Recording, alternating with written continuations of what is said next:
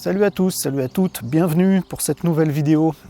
Pour ceux qui découvrent cette chaîne Bouddhisme Zen à partir de cette vidéo justement, je rappelle brièvement, mais c'est très important à prendre en compte, je suis moine zen, mais je ne suis pas maître zen, donc ne voyez surtout pas dans mes propos des enseignements. Je ne suis pas maître zen, je ne suis pas habilité à donner des enseignements zen.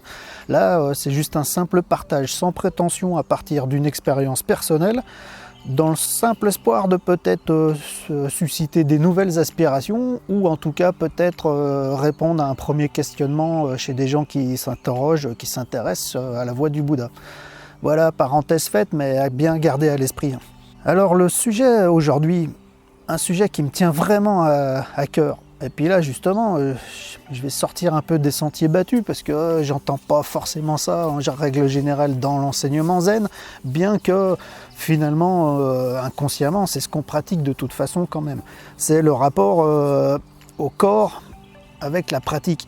Parce que souvent quand on va sur une voie spirituelle, souvent, faut faire attention, ça peut être une espèce d'échappatoire au monde matériel, parce qu'on n'est pas bien, ça va pas dans le monde matériel, la dualité, tout ça, enfin la vie est dure et tout, on a des soucis, des problèmes, et puis on trouve dans la spiritualité une forme d'échappatoire pour trouver autre chose ailleurs.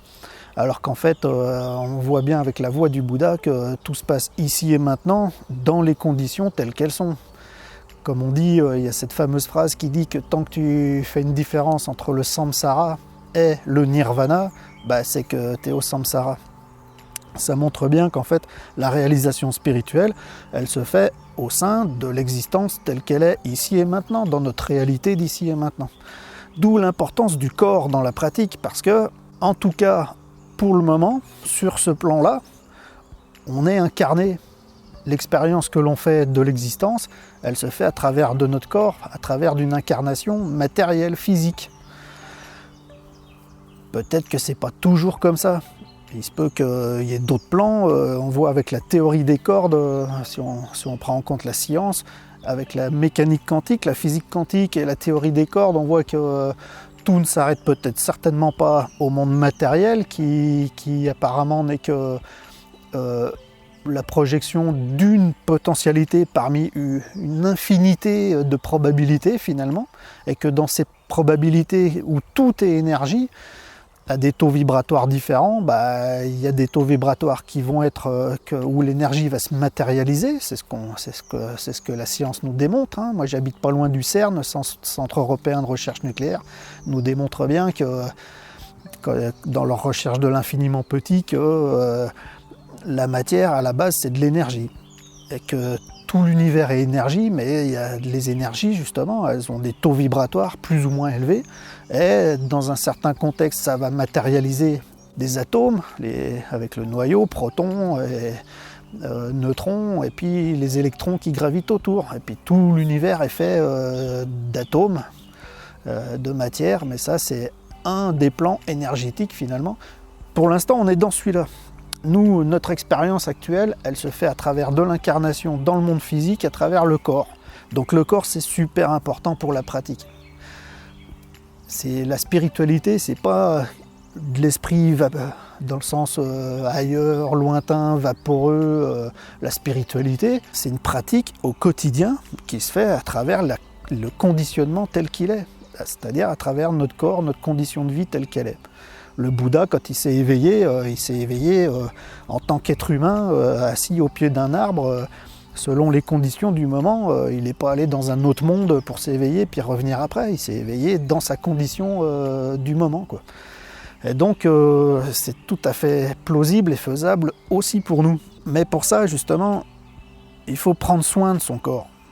Parce que c'est notre véhicule pour le moment. Et c'est donc notre véhicule de pratique, c'est notre outil de pratique, c'est à travers ce corps qu'on a accès à la pratique, à la méditation assise, le zazen par exemple. Justement, quand on prend en compte le zazen tel qu'il est décrit dans tous les dojos, en tout cas du Zen Soto, on n'arrête pas de rabâcher constamment la posture. C'est-à-dire que le regard posé, la langue contre le palais, le menton rentré, La nuque tendue, dans la détente. Le dos droit, dans la détente. Les épaules relâchées. Le bassin avec une légère bascule sur l'avant. Les jambes croisées. Les mains en zazen, c'est-à-dire le tranchant des mains contre le bas-ventre avec la paume des mains vers le haut. Les pouces qui se touchent à l'horizontale. En fait, on n'arrête pas de rabâcher une description très détaillée et très précise de la tête aux pieds de ce qu'est la posture du zazen. Parce que c'est important. C'est une attitude générale qui amène à une certaine harmonie physiologique et qui met dans les conditions propices à tomber dans ce qu'on appelle Ishiryo. Enfin, tout ça, après, je vous invite à regarder les autres vidéos qui seront plus consacrées au zazen. Il y en a une notamment consacrée au zazen. Mais voilà, on voit bien que déjà, dans la description de la posture, tout est rapport au corps. C'est le corps qui est dans la posture du zazen, le menton rentré, le dos droit, les épaules relâchées, le bassin basculé vers l'avant, les jambes croisées, tout ça, c'est la posture du corps. Et zazen, c'est quand même la pratique principale du bouddhisme zen. Mais en fait, je dirais que ça ne s'arrête pas que là. C'est tout le temps qu'on doit avoir un rapport au corps et puis prendre soin de son corps qui est notre véhicule de pratique, notre véhicule d'existence, notre véhicule spirituel pour le moment. On est totalement incarné pour le moment. Je vous dis, c'est peut-être pas toujours comme ça, mais pour le moment, c'est ce qu'on vit. Et donc, il est conseillé de vivre dans les meilleures conditions spirituelles du moment, c'est-à-dire respecter son corps aussi, autant que son esprit, que son âme, que tout ce qu'on peut ressentir, que tout ce dont on peut prendre conscience.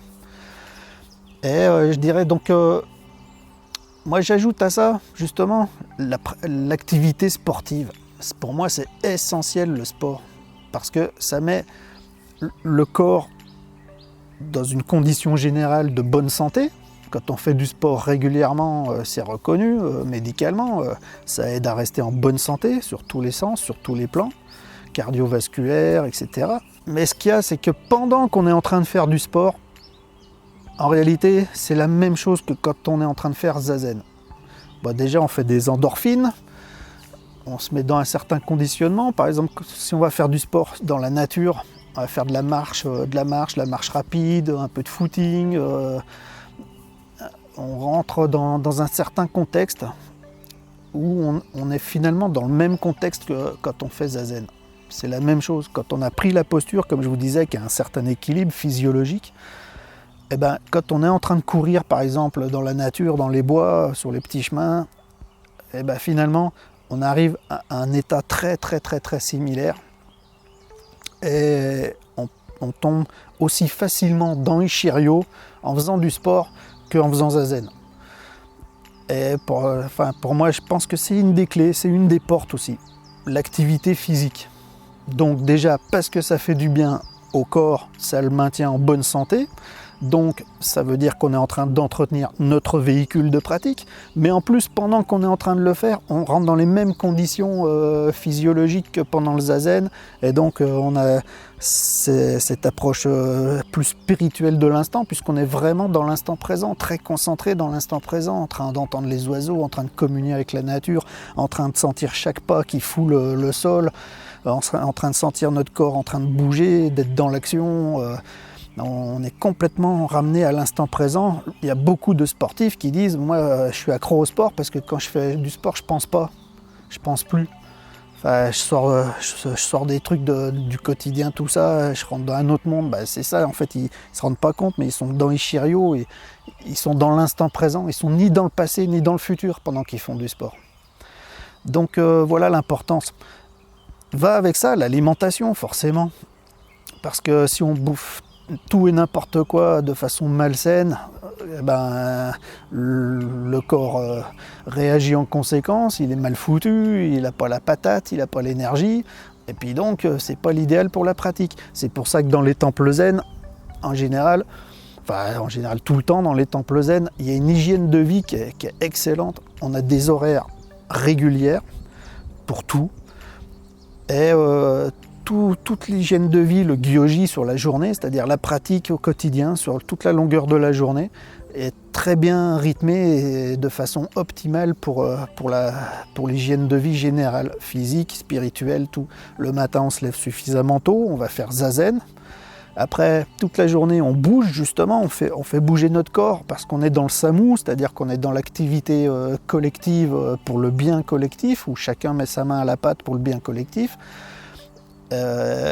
C'est une vie de communauté, mais tout le monde met la main à la pâte, et donc on est dans l'action avec l'esprit du zazen. Mais bon, tout ça, j'explique plus profondément dans d'autres vidéos, hein, ce que c'est le zazen, ce que c'est le samu. Mais voilà, on est typiquement dans l'action. Et en plus, on a une alimentation très saine, très équilibrée. Et quand on le peut, bio, en tout cas la plus naturelle possible, la plus saine, la plus équilibrée possible. Donc entre le zazen, entre une activité physique un petit peu toute la journée, plus une bonne alimentation et des horaires régulières, c'est une hygiène de vie excellente. Et je vois toujours les gens en très bonne forme et en bonne santé dans les temples. Et donc c'est ce qu'il faut, en fait il faut faire du monde entier, de notre vie de tous les jours, notre temple zen, notre dojo à nous. Si on n'a pas l'occasion de toujours aller faire zazen au dojo, qu'on n'a pas l'occasion d'aller séjourner dans un temple parce que c'est loin ou parce qu'on n'a pas le temps, le monde entier c'est notre temple zen à nous. Mais pour ça, il faut rester concentré dans l'ici et maintenant, dans le présent, et puis avoir la Bodaishin, une Bodaishin d'enfer, c'est-à-dire un esprit d'éveil qui nous tracte constamment, qui nous montre la voie de la pratique. C'est-à-dire prendre soin de son corps par l'alimentation, par l'activité physique, le sport et la méditation. C'est un tout global tout ça. L'idée dans cette vidéo, c'était de bien faire comprendre que la spiritualité, c'est pas que du spirituel et puis on abandonne la matière, les choses du monde, on oublie son corps. Ça va tout va ensemble. On ne peut s'éveiller que dans l'instant tel qu'il est, parce que l'éveil, ça se passe toujours ici et maintenant, donc dans les conditions telles qu'elles sont. Et pour ça, eh bien, il faut pratiquer avec son corps, donc il faut prendre soin de son corps. Et puis avoir toujours cet esprit d'éveil, c'est-à-dire que toutes nos actions, elles sont tournées vers la réalisation spirituelle. Mais la réalisation spirituelle, c'est l'éveil spirituel au sein même de notre réalité telle qu'elle est ici et maintenant. Même si elle n'a pas toujours été comme ça, même si peut-être plus tard elle ne sera pas comme ça, pour le moment elle est comme ça. Donc on fait au mieux. N'oubliez pas, c'est vraiment important, l'activité physique. Et puis le sport, c'est une super bonne porte pour la contemplation, pour la vigilance sur l'instant présent. Et ça fait du bien au corps, on communie avec le tout. C'est une porte aussi bien que l'assise. L'assise, en fait, ça se complète super bien les deux, parce que l'assise, c'est l'immobilité parfaite du corps, dans une attitude juste, avec une harmonie physiologique, un équilibre. Et l'activité physique, le sport, ou le samu, dans les temples, eh ben, c'est l'action, avec le même état d'esprit, mais c'est l'action du corps, où le cœur monte un petit peu plus en fréquence, que le corps est en train de bouger, de s'activer, et les deux sont très très complémentaires. Faire que de la méditation sans jamais bouger, c'est pas super bon. Faire que bouger et puis jamais s'arrêter, c'est pas bon du tout. Mais s'arrêter, bouger, et puis comprendre le lien entre les deux, et puis finalement plus voir la différence entre les deux. Quand on est assis, quand on est en train de faire un footing, on fait un footing, mais les deux, on voit plus la différence entre le passage entre les deux, c'est juste une hygiène de vie, une petite routine. Dans les temples zen, on est très routinier, et ça doit être très volontaire. C'est le gyoji, ça nous ramène tout le temps à l'essentiel, à l'instant présent. Donc prochaine vidéo, un autre sujet, celle-ci. Si ça vous a rendu service, n'oubliez pas de mettre un petit coup de clic sur le pouce, le petit pouce bleu, parce que ça aide énormément la chaîne. Laissez des commentaires si vous avez des questions. Moi j'adore l'interactivité, et puis je répondrai présent, je répondrai aux questions s'il y en a. Partagez la vidéo si vous pensez qu'elle peut être utile à quelqu'un. Et puis vous abonnez à la chaîne si vous découvrez par cette vidéo que ça vous plaît. Je sors des vidéos assez régulièrement, toujours autour du bouddhisme zen en général, du bouddhisme en général, de la spiritualité, et toujours avec un sujet différent, pris un peu dans le détail, disons. Voilà, je vous remercie beaucoup et je vous dis à la toute prochaine. Bye!